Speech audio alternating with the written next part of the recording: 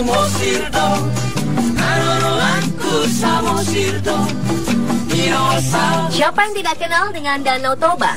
Danau terluas dan terdalam di Indonesia ini menjadi salah satu ikon wisata yang diunggulkan tahun ini. Presiden Jokowi mengumumkan bahwa Danau Toba menjadi prioritas pengembangan destinasi tahun 2016. Bagi masyarakat sekitar, danau vulkanik ini menyimpan beragam mitos yang masih dipercayai hingga kini. Mulai dari ikan mas raksasa yang bersemayam di dasar danau sampai sosok wanita berwajah rata. Inilah 7 mitos sosok di Danau Toba.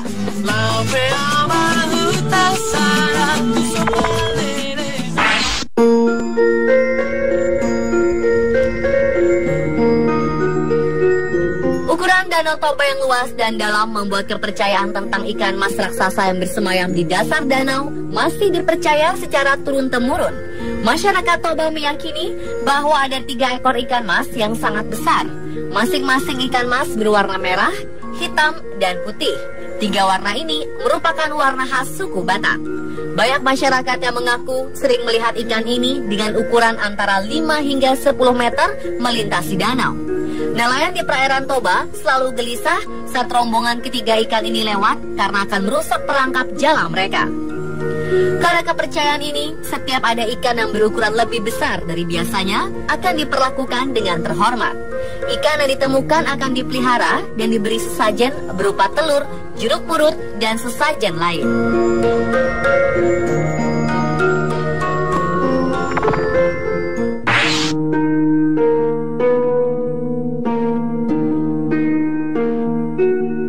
Sosok berikutnya adalah seekor naga penjaga Danau Toba. Konon kabarnya, naga ini adalah anak leluhur Toba yang menjaga danau agar tidak kering. Naga ini masih sering muncul hingga sekarang. Beberapa nelayan yang sedang menjala ikan di danau kadang sering bertemu makhluk besar bersisik seperti ular besar berenang di danau. Namun belum ada yang bisa membuktikan keberadaan naga ini. Dengan luas dan dalamnya danau, kepercayaan tentang naga ini tetap dianggap masuk akal. Panjang naga diperkirakan setengah dari keliling Danau Toba. Jadi, yang masih leluasa hidup di danau tersebut.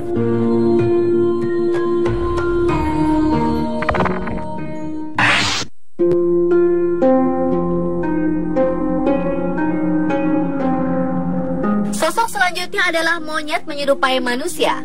Sosok ini pertama kali tersebar ketika sekelompok mahasiswa menghabiskan malam bersama di tepi Danau Toba. Kelompok pemuda ini mengabadikan gambar mereka dengan berfoto bersama. Salah satu foto menampilkan sesosok makhluk yang agak aneh. Makhluk itu terlihat berada jauh di belakang mereka.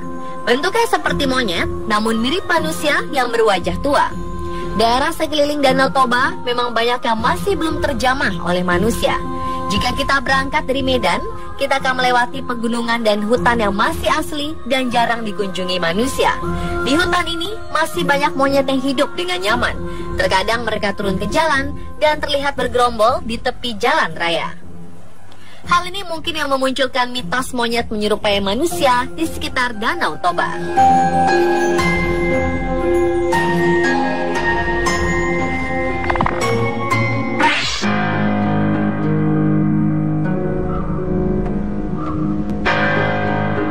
Danau Toba dikelilingi oleh pegunungan yang masih asri.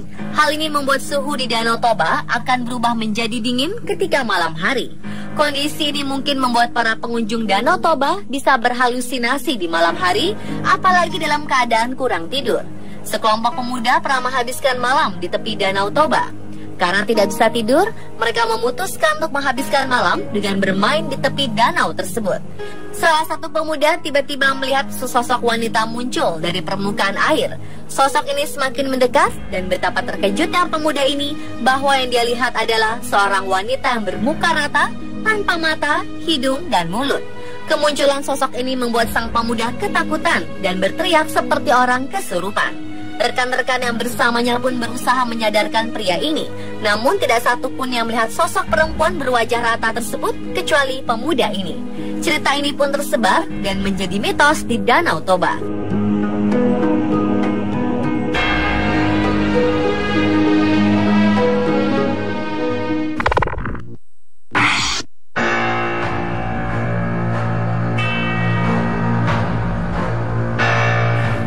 Munculnya sosok-sosok misterius yang berkembang di sekitar Danau Toba.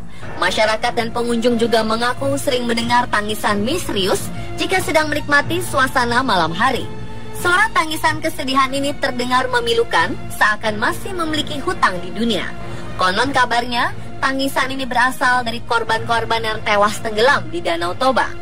Akses Pulau Samosir yang berada di tengah Danau Toba atau desa-desa di tepi danau yang sulit dijangkau melalui darat memang memanfaatkan danau ini sebagai transportasi. Biasanya penduduk dan pelancong menggunakan kapal feri, perahu, atau speedboat untuk menjangkaunya. Kelebihan muatan atau kapal yang sudah tua membuat beberapa penyeberangan gagal dan menenggelamkan penumpangnya. Arwah-arwah korban tewas di danau ini dipercaya masih berada di sekitar Danau Toba dan membuat suara tangisan di malam hari.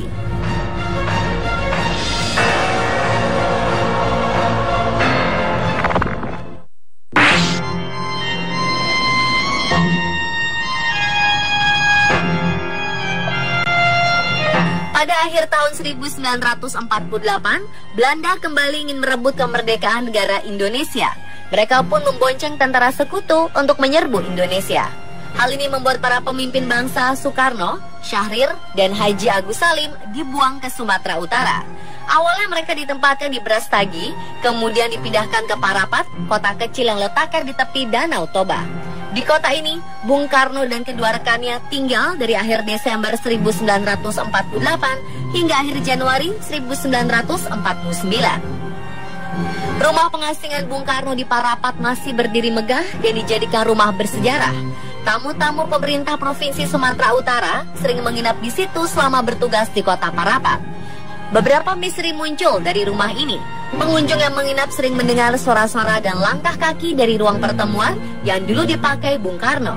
Tidak hanya suara, beberapa pengunjung mengaku mengalami gangguan oleh makhluk-makhluk tak kasat mata.